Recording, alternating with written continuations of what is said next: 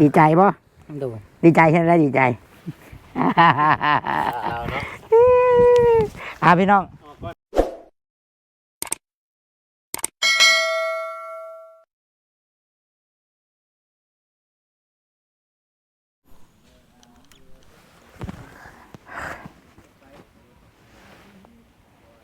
กราบทักทายสบายดีพี่น้องสบายดีแหละสวัสดีพ่อแม่พี่น้องเนาะ ก็สบายดีทุกคนหมู่เพื่อนเนาะอีพ่ออีแม่ทุกคนทุกท่านพบพ่อกับตุสิทธิ์ปันสุขอีกแล้วพี่น้องเนาะสำหรับคลิปนี้ก็ยังอยู่ทางเฮือนของคำละเด้อพี่น้องเด้อเดี๋ยวสิพาพี่พาน้องมาเบิ่งมาชมอีกเนาะเกี่ยวกับความดุมันของคำละพี่น้องหลังจากที่ว่าแจ้งข่าวดีเรื่องรถไถแล้วเนาะแล้วก็สิมาเบิ่งความขยันของเราเพราะว่าเพิ่นตัดกกไม้นี่นะมันต้องมีงามีหยังแล้วเฮามาเบิ่งว่างาไม้กกไม้ใบไม้นะคำลาสิเฮ็ดจังใดพี่น้องและก็ให้ทุกคนตัดสินไปนํกันว่าคำลานี่สมควรจะได้บ่เนาะเกี่ยวกับรถไถเนาะหรือว่าสิ่งของต่างๆที่ผู้หลักผู้ใหญ่มอบให้ห้องน้ำบ่เฮือนบ่ดินดอนตอนหญ้าเนาะให้เบิ่งเอาจากการกระทำเด้อพี่น้องคันโตให้บอกสำใดกับคันคนมันสีขี้ข้านคันคนมันสีบดีนะเจ้าบอกโลดจะบอกสำใดกับคือเก่าพี่น้องเนาะคันคนสีตั้งมุกตั้งใจบอกบาดเดียวกับหูเรื่องพี่น้องและตุชิตก็ได้อ่านคอมเมนต์เนาะอันนี้ก็คอมเมนต์หลายคอมเมนต์นี่ถือว่าให้กำลังใจคำละแต่มีบางคอมเมนต์เนาะคอมเมนต์เดียวเห็นคอมเมนต์หนึ่งพี่น้องก็เพิ่นอาจจะในมุมมองของเพิ่นเนาะเพิ่นว่าก็บ่ได้โทษเด้อพี่น้องคอมเมนต์นี้แล้วแต่ความคิดมุมมองคอมเมนต์ในเบิดเนาะแต่ให้คอมเมนต์บ่ให้ด่าบ่ให้ว่ากันเนาะเพิ่นว่าคำหล่านี่ถ้าว่าได้รถไถได้เฮือนนั่นอย่างแล้วนี่อาจสิแบบอยากถ่ายคลิปนี่คือสิแล่นปุ๊บแล่นหนีบ่ให้ถ่ายหนีเข้าเฮือนเข้าหยังเนาะปุ๊บก็มีแต่ให้เบิ่งเนาะตัวชิดก็ตอบบ่ได้คือกันอาจสิเป็นคือเพิ่นเว้าบ่หรือว่าอาจสิบ่เป็นข่อยคิดว่าให้เบิ่งอนาคตแต่ว่าข่อยเชื่อว่าคนเฮานี่มันบ่คือกันเบิดทุกคนดอกเนาะคนที่ตั้งใจคนที่อยากได้อยากมีคนที่มีกำลังใจเพราะว่ามีคนมาซอยนี่ก็มีคือกันข่อยว่าเนาะคิดว่านะพี่น้องเนาะเรากับโปรแมนเด็กน้อยเด้คำลาพี่น้องที่ฮอด30เนาะ26 27ปีลูกกับลูกดึงแล้วเนาะโอกาสมาแล้วเนาะแล้วแต่เพิ่นสิปฏิบัติหรือว่าคั่วเอาพี่น้องเนาะและมีแต่ว่าเดี๋ยวตุชิตสิพาทุกคนเนาะพาทุกคนเข้าไปเบิ่งความดุมันของคำหล่าเด้อพี่น้องคลิปนี้เด้อเพิ่นแนมเข้าไปเห็นเพิ่นตัดกงหมอกกงไม้อยู่ได้กับอันเบาเวียงนะเดี๋ยวสิเข้าไปเบิ่งแล้วก็มันแล้วบางทีว่าสิออกไปแว่ป้าประเสริฐเนาะเบิ่งว่าเราสิอยู่บ่คือว่าอันคำหล่าว่าเราบ่อยู่ว่าซั่นพี่น้องเนาะคำหล่าว่าเราบ่อยู่เดี๋ยวพังเบิ่งจังใดก็สิออกไปคันว่าจังซั่นก็คันว่าเพิ่นบ่อยู่ก็สิบ่ได้แวพี่น้องเนาะคันเพิ่นอยู่ก็อาจสิแวเนาะเพิ่นสิว่าจังใดเพิ่นได้ฟังข่าวดีว่าลูกชายเพิ่นนี่มีข่าวเรื่องรถไถเพิ่นสิเป็นจังใดพี่น้องเนาะไปพี่น้องไปเบิ่งไปชมน้ำกันเนาะ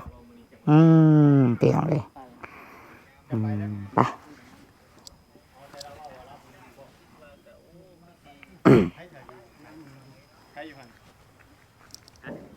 เอ้ากำลังบอกFCว่าสิไปเบิ่งบักไม้มานั่งพี่แล้วบ่บัดนี่ฮะนานอย่าเก่งนะบ่เวียงมันฮ้อนแฮงแม่ป้าไปเสิร์ชนะแล้วบ่ได้อยู่ได้ดูสิบ่โอ้มีแต่ว่าอันดำนาอยู่มีแต่ว่าบัดยามมันห่มมันยังจังให้คำลาอนามัยเนาะช่วงแรงช่วงหยังพุ่นแหละช่วงนี้ก็สิให้น้องเพิ่นอนามัยก็ยากเติบอยู่พี่น้องเอ้ยมันฮ้อนเด้อสบายดีคำละไปหน่อยเป็นหยังมาแหละแช่งสีโทษบ่เวียงโลดทีมงานนั่นแหละดูอยู่มันเดดนานพูดไทยบ่เวียงคำละเอ้ยพากันทำอยู่ล่ะมาไหมมาย่างกลับไปก็มาอยู่นั่งกันพี่น้องเอ้ยเนาะ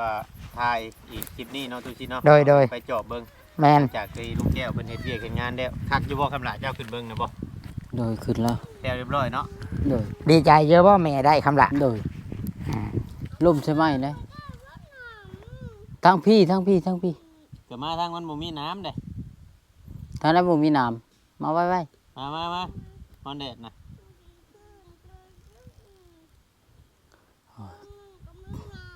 ไรเด้อจังหน่อยลุงเฉดมาลุงเฉดหายเด้อ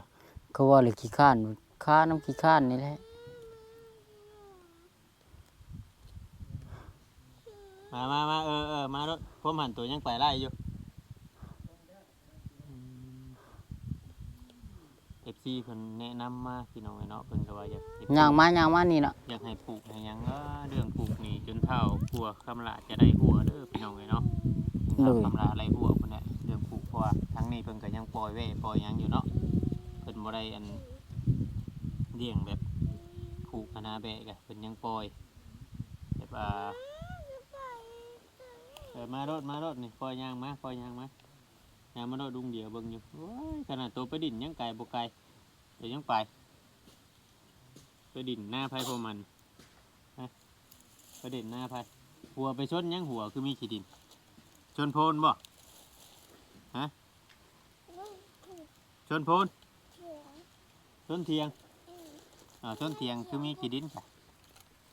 ฮะเบิ่งหัวตัดออกได้ตัดอีกบ่ผมตัดอีกบ่มาได้จังตัดเนาะ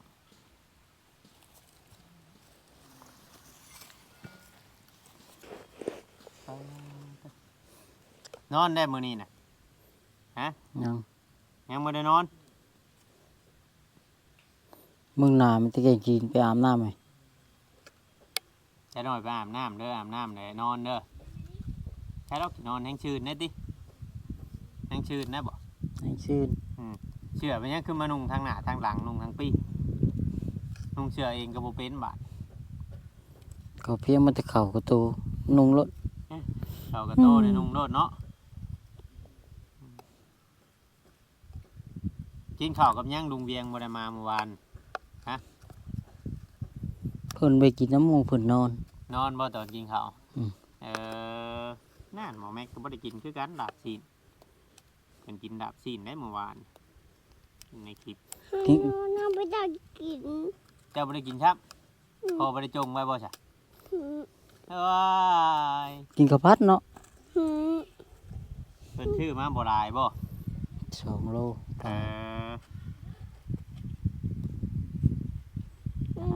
ได้2 โลพี่น้องเนาะนอนนอน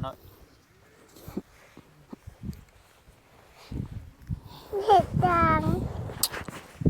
แต่ว่ามื้อนี้น่ะมีคนอยู่บ่เที่ยงล่ะ มี ใช่ ผู้แม่ลูกอ่อนนั่นเด้ชื่อเสิร์ชนั่นเด้ เสิร์ชนี่คือว่าเสิร์ชนี่แม่น ลูกสาว แม่นลูกชาวกกเล้าเนาะ โดย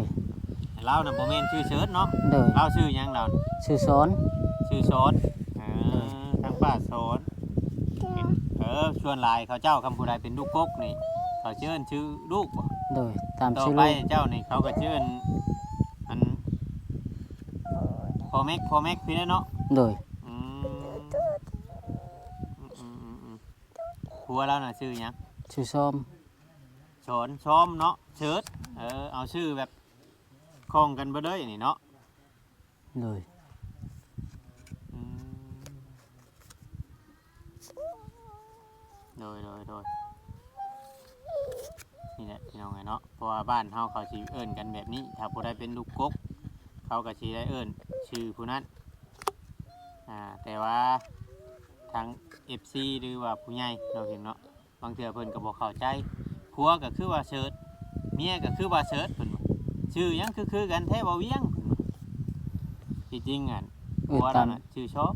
เอิ้นแบบพาลูกหลานเอิ้นเนาะ โดย พาลูกหลานเอิ้นแบบป้าเชิดไผก็เอิ้นป้าเชิดนำนะ ให้เอิ้นไว้นั่น อืม ถ้าชื่อเอิ้นชื่อตรงนี่เขาแบบมาแบบอันนั้นมันแบบ เดี๋ยวหมอแม็กตะกี้นะเอิ้นหมอลายผู้ลังเทื่อติ โดย ลายอยู่เดี๋ยวนี้เอิ้นแม็กสิเอาชื่อลายบ่คือสิเอาชื่อแม็กฮะสิเอาชื่อตัวใดบัด เอาชื่อหยัง ชื่อได้กับชื่อแม็กจะเอาชื่อหยังคำเอาชื่อได้แต่เต็งจิตัดหัวลายให้ เอาชื่อหยังเฮ้ยหึว่า มาตักได้ บ่จัก สิเอาชื่อหยัง ชื่อหยังก็ได้บ่ หึบ่ เออ หึ ลุงสิเมื่อแล้วบัดนี้น่ะ รับตานะรับไหมมึงพอปัดสินะรับโน่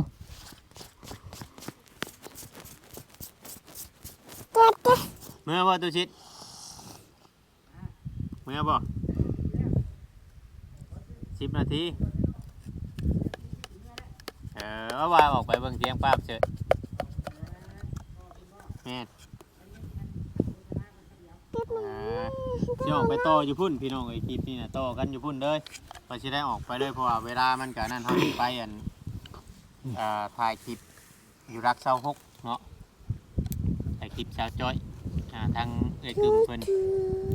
ถ่ายเอาสิเนาะ รักษาหกทางใดวะ ทางลงสวรรค์เด้ เออ สิลงไปอัปเดตเบิ่งคลิปอยู่ทางพุ่นน้ำเพื่อว่ามี FC เพิ่นสนใจเพื่อว่ามีผู้อยากเบิ่งหั้นนะพี่น้องก็มีผู้อยากเบิ่งอยากนะ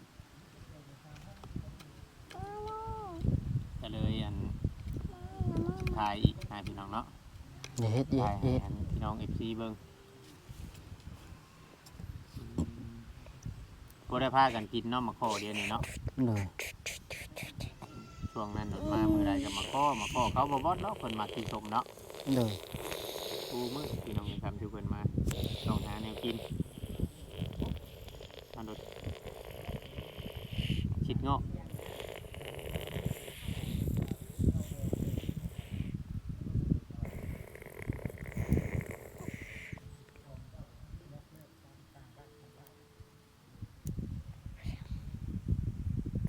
จะได้ออกก่อนได้บัดนี้เด้อคำละ เลย แค่ออกก่อนบ่5วันนี่ แม่ ลูกเพิ่นก็อยากนอนโอ้มื้อนี้แปลกเนาะทีมงานบ่มีไผเข้ามาเลยเนาะ จนนั่นเนาะ เขาเบาบอดเบาอันอุริไปทางใดเด้มื้อนี้เนาะอืมหมอแม็กก็อยากนอนบาดนี้ เอาให้คำด่าเอาให้ลูกนอน ครับ เนาะมีแต่ว่าสิได้ออกไป ไอ้ ทำงานสบายดีเด้อคำด่าเด้ ออกมาก่อนเด้อมื้อนี้เด้อนอนรับพันดีเด้อ เลย ดีใจบ่ เลย ดีใจใช่ไหมดีใจ เอาเนาะ พี่น้อง ออกก่อนเด้อทีมงานเด้อ โอเค ไปก่อนสบายดีคุณได้พ่อกันอยู่เตียงให้ป้าไปสิ พี่น้องเดี๋ยวหยุดกล้องไปก่อนเด้อ ไปก่อน โอเคพี่น้องทุกคน มาต่อกันอีกเถียงหน้าป้าประเสริฐเนาะหากคำลาว่าเราโบอยู่ที่มีแต่ลูกเราอยู่พี่น้องเนาะแวะเวียนมาเบิงมาถามข่าวเนาะถามข่าวการชีวิตการเป็นอยู่ทางพี่เฮากันเลยเทเอ้ย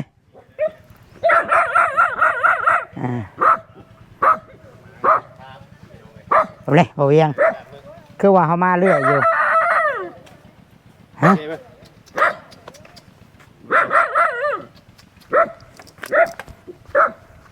มาเบิ่งดูพี่น้องเนาะหลังจากที่ว่ามื้อนั้นเฮาก็บ่ได้อัปเดต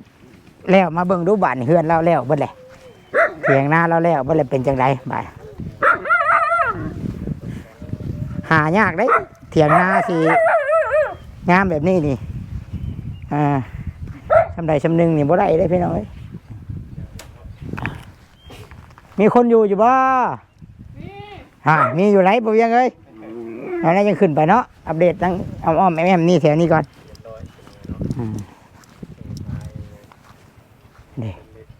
เรียมเริ่มนี้ใส่เบิดเนาะงามคักสมบูรณ์แบบอริบัตนี่ เป็นยังมันเด็กๆให้หน่อยเพียงเนาะ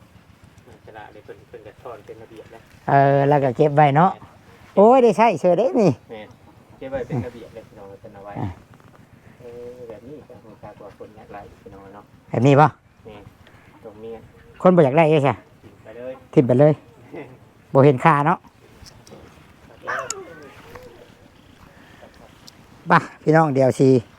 พาทุกคนขึ้นไปเบิ่ง ทางเทิงเนาะงานจบเลยมันเป็นจังไดพี่น้องเอ้ยเนาะงามสำใดพี่น้องเอ้ย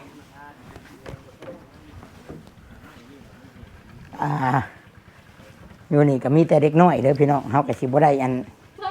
ถ่ายหลายดอกกะรถนำรถมาอันนี้ซื่อๆเพราะว่าเฮาสิบ่ได้ถ่ายดอกเด็กน้อยนะเพราะว่าเฮาคลำนี่พี่น้องคักบ้านนี่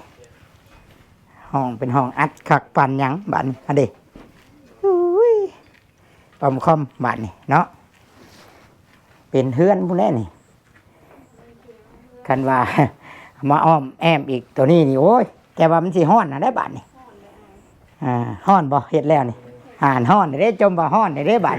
ฮ้อนบ่ นอนก็ฮ้อนแล้วมันต่างแล้วเนาะโอ้ เรียบร้อยใส่ยวงใส่โกนยังเรียบร้อยพี่น้องโกนมายังนี่เพิ่นกับปุ้นหูเรียบร้อยแล้วเนาะ ไปมึงดูไงแค่ว่าสิเย็นไปจ้ะเปิด คงบ่ใครเฮ้ยเนาะมันก็ฮ้อนแหละ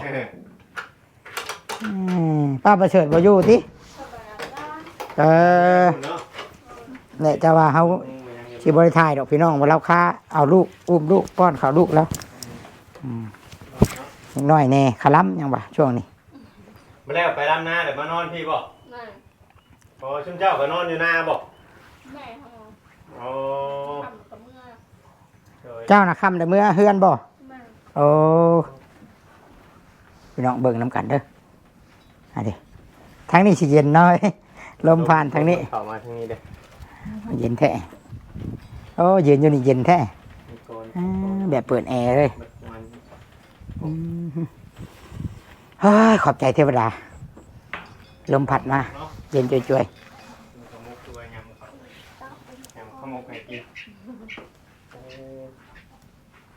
กระโตยังอ่อนอยู่ยังงงแงกอยู่โอเคบัดนี้สิได้กลับเมื่อก่อนเด้อมาเยี่ยมยามผู้ใดเท่าแล้วนะผู้ใดเราจังสิอยู่เนาะบ่อีก2 มื้อโอ้ไวอยู่ดีเนาะวัน2 มื้ออีก2 มื้อเด้อพี่น้องป้าเสิร์ชเพิ่นแล้วกินข้าวข้าคณะไปพูดหมูมีเทียงบ่ไปพูดหมูมีเทียงบ่มีเถียงเนาะบ่มีให้กันบ่มีเถียงกัน บ่มีจมบ่มีว่าบ่มีเถียง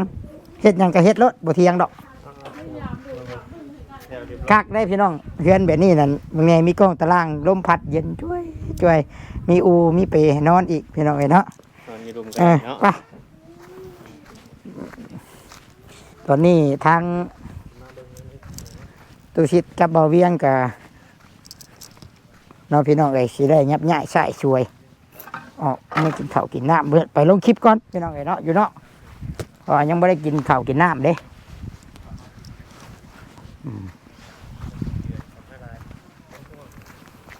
แล้วเด้อพี่น้องแล้วสำเร็จเบิดไปพิมพ์กับไปจูดี้มอบงานให้เฮ็ด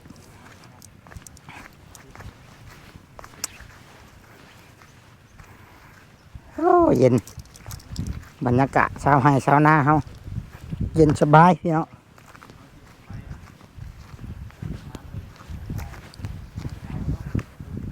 โดยมันกระแดดอยู่ได้แหละ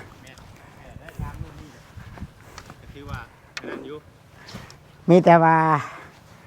เจะน้อยสิออกไปนอกกระเบาเวียงไปเบิ่งเสาพี่น้องเบิ่งเสาเฮือนเนาะเสาเฮือนคำหละเพราะว่าทางมันแห้งเด้ทางมันแห้งยันผลลงมานี่ไปยากมายากเนาะโอเคพี่น้องสำหรับคลิปนี้ก็สิได้ขอตัวจบคลิปลงเพียงส่ำนี้ก็ขอบบุญขอบคุณเด้อขอบใจแม่จากสวิตเซอร์แลนด์ที่มอบให้ลูกเป็นสะพานบุญให้เชื่อใจเชื่อมั่นแล้วก็ให้โอกาสตัวชิดเป็นสะพานบุญเศร้าแน่แล้วก็สิมีรถไถแน่ขอบบุญขอบคุณหลายๆเด้อแม่ขอให้แม่สุขภาพแข็งแรงขอให้แม่โชคมันร่ำรวยอยู่ดีมีแรงแล้วก็เบิดสุขุสุคน FC สุขุสุคนเช่นกันเด้อสุดท้ายนี้เสียกล่าวคำว่าสบายดีสบาย